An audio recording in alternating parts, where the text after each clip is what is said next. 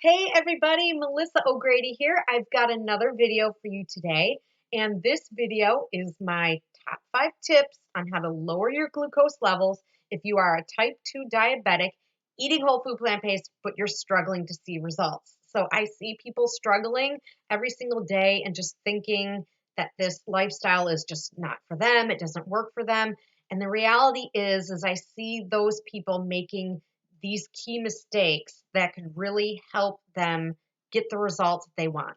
So if you don't know who I am, if you haven't seen any of my other videos before, my name again is Melissa O'Grady. I have a Facebook fan page called Plant-Based Melissa. That is also the name of this channel. If you haven't subscribed to me here, please do. If you haven't been to my Facebook fan page, please like my page.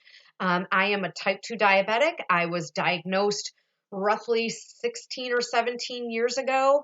I did very much low carb for most of that and just yo-yoed with both my weight and my control for years. And then about 2.5 years ago, the metformin that I took for all those other years stopped working. My diabetes went horribly out of control and I was put on insulin. And in just 6 months, I went from 3 units a day to 70 units a day. Between that and a knee issue that I've discussed on some of my videos, I was at my rock bottom. I had nothing else to lose. And I decided that what I was doing just wasn't working for me anymore. And I went whole food plant-based. And in just 4 weeks, I was completely off the insulin. And I have been off the insulin ever since. And that is almost 2 years now. So, in 1 month, it'll be my 2-year anniversary being whole food plant-based. So in 2 months, it'll be my anniversary for being off everything and having reversed my diabetes. So I wanted to share these tips with you. I did a Facebook Live last week and I shared these tips and I wanted to put them out there because I know there's so many more people looking for help. And unless you know who I am on Facebook, you may not have seen this. So I wanted to put this video here as well. So let's get right into it. Number one, my first tip for you is to reduce your grains. You have to do something that I've talked about in another video that's called eating to your meter. So I know the idea of eating whole food plant-based can be so exciting for us because then we could think, I can eat pasta again, and I can eat bananas again, and I can eat rice, and I can eat all these foods that I haven't eaten in years because of this disease, and oh, I can eat these again. And at some point, you may be able to. But I think one of the things that causes a lot of people to struggle when switching over to this lifestyle is they go all in eating those foods and finding recipes that are heavy on those grains without realizing they still haven't cured their insulin resistance. So from going from not eating those foods to eating them, you're actually probably going to see your levels go up instead of going down. And then you're going to think it just doesn't work and it's crap and it's just I don't know why I keep seeing all these videos of people saying they lost 100 pounds and they reversed their diabetes. It's BS. It doesn't work. It's da da da da da. Here's the deal. When you are a type 2 diabetic, we are a type 2 diabetic because of the insulin resistance. That insulin resistance has formed from the fat that's on our bodies from the food that we have eaten. So what has happened is now, as we are eating more fat, and adding it to the fat that's already on our bodies, that fat in our bodies is clogging all of our body cells. So when we do eat carbs, that glucose from those foods can't get into those cells to be used as fuel, which is what the cells want. They're dying to use that glucose for its fuel, but it can't use it because of the fat that's clogging it. So when you just go all in thinking, oh, I can eat bread and pasta and rice again, that glucose still can't get in and it's got nowhere else to go. So where does it go? It goes into your bloodstream. And if you're not working out heavily or taking a lot of medications, those numbers are going to keep going up and then you're not going to be burning that off and it's going to get stored as more fat, which is going to make your insulin resistance worse. When I was put on the insulin, that insulin also had me gain almost 30 pounds. And that 30 pounds I was just getting more and more out of control. It was this just endless merry-go-round of getting sicker and sicker. So when you first go whole food plant-based, you have not unclogged those cells yet. So you can't just go and have a carb free for all. You have to still cut out those foods. Even today, even though I can eat some bread, rice, or pasta, most of the time I choose not to because they are a calorie dense food. They have more calories than eating vegetables. So personally, I would rather eat 2 cups of cauliflower rice stir fry than a stir fry that only has a half a cup of brown rice. I can eat more food for less carbs and more nutrition and less calories and still lose weight eating more food. So have you ever heard that? How people can eat more and weigh less? That's because you're going to focus on these lower calorie foods that you can scarf down. If you still are hungry after eating 2 cups of cauliflower rice, have 2 more. You can eat it. Now, if there's any carbs, any grains that you can handle without spiking above 140. So for example, I can eat oatmeal all day long. It didn't spike me when I started. It doesn't spike me now. Then you can go ahead and eat a grain during the day. I tend to have one. I'll have that for my breakfast. And then the rest of the day, I'm mostly eating fruits and vegetables and a little bit of fat. So that is my tip number 1. Reduce those grains, eat to your meter. If you eat a meal and you are spiking above that 140, whatever that higher glucose item was, that higher carb item that you ate, that grain, cut it. It's gone. Get it out of your diet and let your body heal. Let your insulin resistance melt away. It will if you are eating these healthier foods, nutrient dense, low calorie foods. Okay. So, tip number 2, you need to eliminate oil and you need to reduce the healthy fats. So, I see a lot of people on different Facebook groups who watched one documentary or watched one video and they said, I'm going whole food plant based. And then they show how they're eating a Beyond Burger with Daiya cheese and a salad with oil filled salad dressing. A whole food plant based lifestyle is no oil. No oil is healthy. I don't want to start a debate. Please don't comment saying, yes, it is. It's not. All right. So, olive oil, coconut oil, those industries have paid a lot of money for research to show the teeniest, tiniest good result that they can just grab onto and shove down your throats, making you think it's good for you because they want you to buy their products. Researchers have to come up with the answers that their funding source wants them to come up with, or else they won't get the funding that they want. So, guess what? Those are biased researchers. They're biased answers that are incorrect and having people eat foods that are not healthy for them. You need to eliminate fat because you've got plenty of it on your body. Look where eating fat has gotten you. It's made you sick. It's made you a type 2 diabetic. So, a whole food plant based diet doesn't use any oils. Most of the products that you're going to be eating, most of the food that you're going to be eating shouldn't even have a label on it. So all these vegan replacement meats and cheeses, 99% of them on store shelves are oil-based crap. There's a few out there that are made out of nuts and are okay on occasion. But you do not want to make these your primary food, what you're eating. You want to primarily eat vegetables, fruits, beans, some fats, some grains if you can handle them. That's what you should be eating.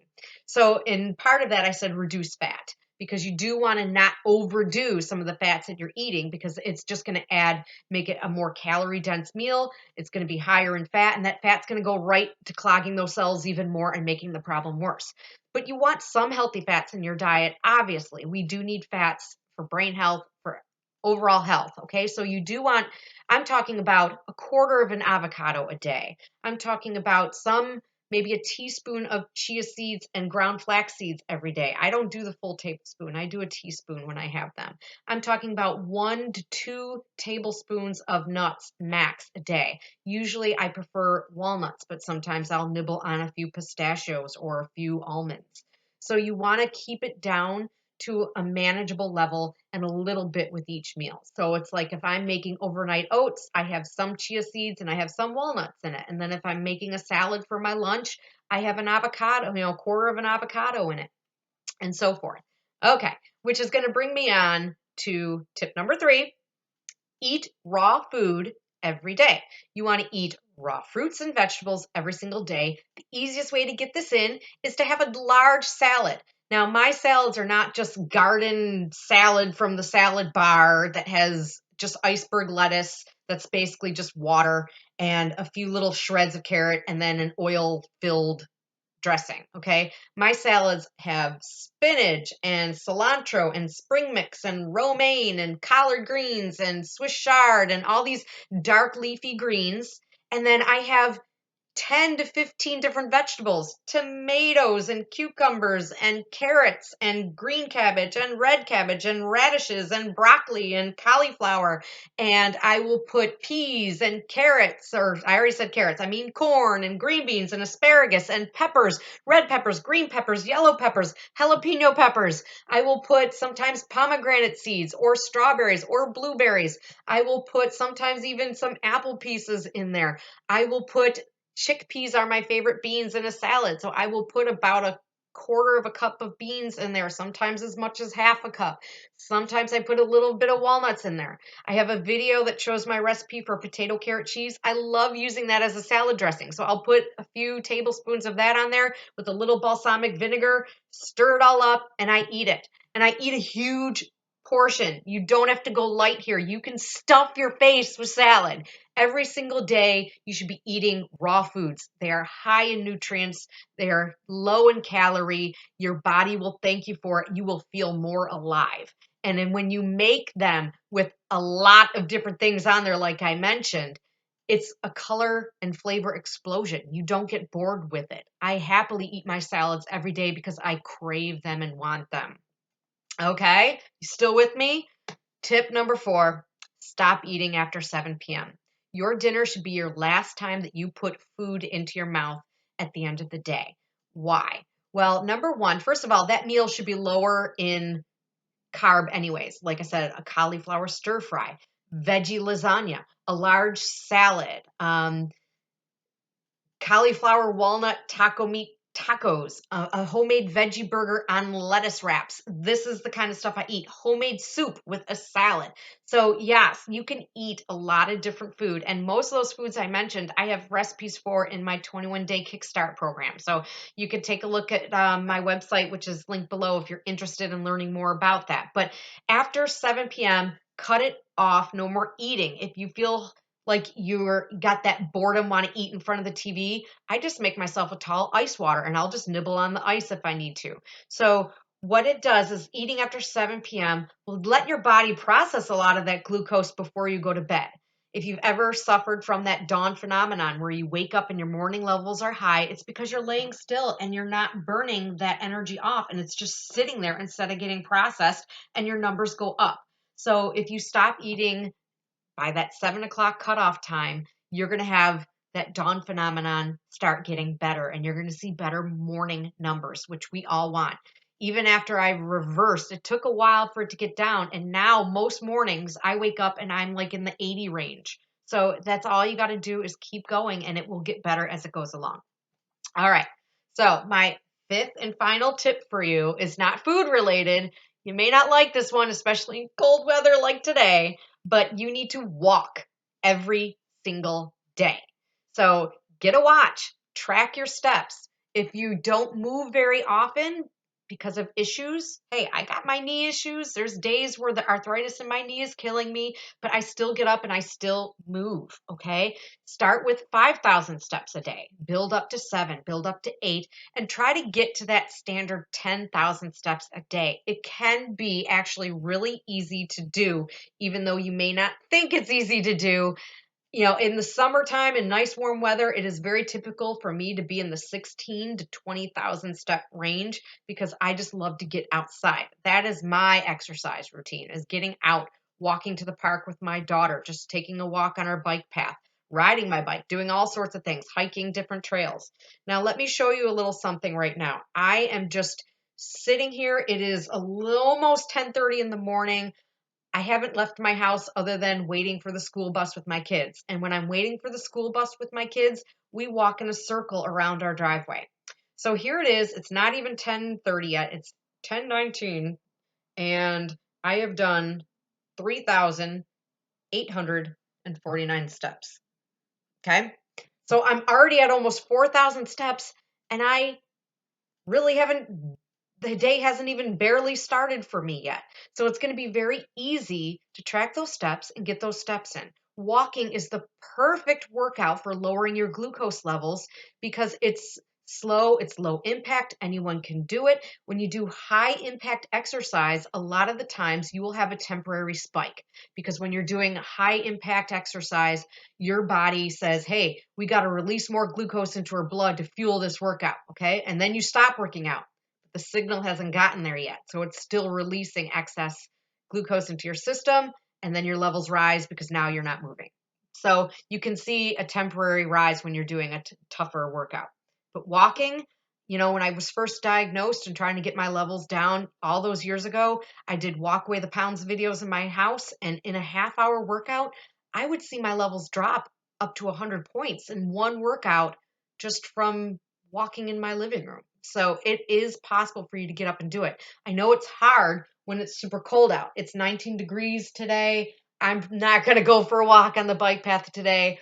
I'm going to continue to just walk around the house. When it's time to get my daughter off the bus, again, I'm going to go out there 10 minutes early and I'm going to circle that driveway. I've walked miles in my own driveway waiting for buses. All right. And there's ways, even if you work all day, take it with you. Get up and do steps. Walk behind your desk. Move. Take the stairs. Park further away in the parking lot. Get those extra steps in. It's possible. Walking really does help lower. So let's just go over those 5 tips again. Reduce the grains, eliminate oil and reduce your fats, eat a raw rainbow of colors every single day, stop eating after 7, and walk every single day. Get a walk in. So what's next? Okay, I created a free Facebook group for those like us trying to reverse their type 2 diabetes. So it's just basically called Reverse Type 2 Diabetes, Eating a Whole Food Plant-Based Diet. Simple. The link is below. Feel free to join. When you do join, the top pinned post in that group is a freebie. It's a blueprint on reversing your type 2 diabetes. It's very similar to today's video. It's 7 pages long. It's a great little simple thing that you can print out and reread and have with you every single day. So I hope it helps. I want to help. So feel free to leave comments. I'm here for you. I'm always working on trying to come up with new videos to do that will help inspire people and help them out. So feel free to leave your questions below and I'll get to it. And again, if you haven't subscribed, please subscribe. I will see you all soon. Thank you so much for watching. Have a great day. Get walking, get eating healthy food, and start reversing your diabetes. Have a great day, everyone. Bye-bye.